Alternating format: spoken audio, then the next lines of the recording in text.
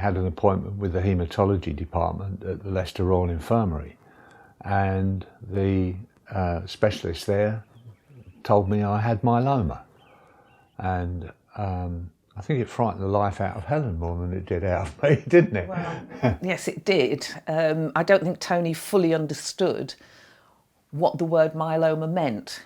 And in that conversation, we were told that it was a cancer that was uncurable but treatable. But in that meeting, I had Tony in a box. Our daughter was getting married 7 months later, and I just couldn't see past getting home.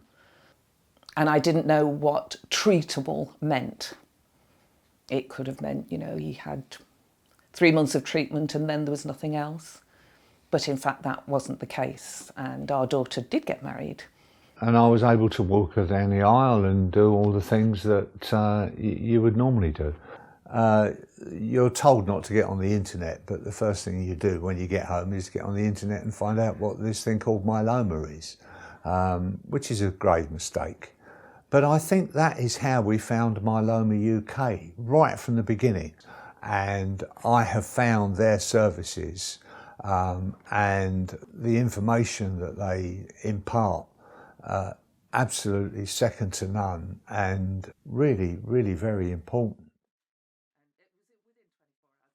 A couple of times I've been in touch with Myeloma UK for various reasons, and there's always been somebody at the end of the phone, always.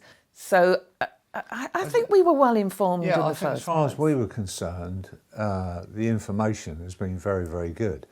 You get used to a completely different way of life. You get used to visiting hospitals, making appointments, having blood tests, but you have to remain positive, and the outlook has to remain positive. And there have been tears, haven't there? Oh yes, there's been tears, but generally, we've both tried to stay positive and keep our life as normal as possible. It's not the old normal, it's the new normal, but we've tried to do as much as we can when we can. It's difficult at times, but you have to do it. You've got to do it. I have to do it for Helen, she has to do it for me. So we're both supporting one another, really, aren't we? When I have a bad day, I just try to keep myself as busy as possible.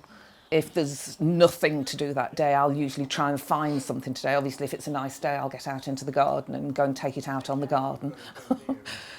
After the first stem cell transplant, the road to recovery was reasonably good. Interesting. It was interesting.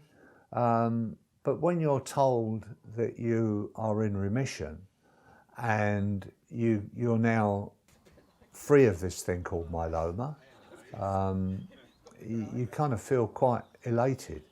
And as far as we were concerned, it opened the door again because we started to travel. So we really did have an enjoyable time.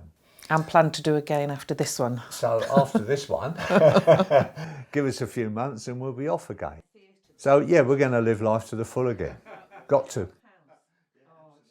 I think you have to forward plan because you don't know at the next relapse how serious it will be. Or both of us have really already written down what we would like to see if I relapse to a point where I'm not going to survive.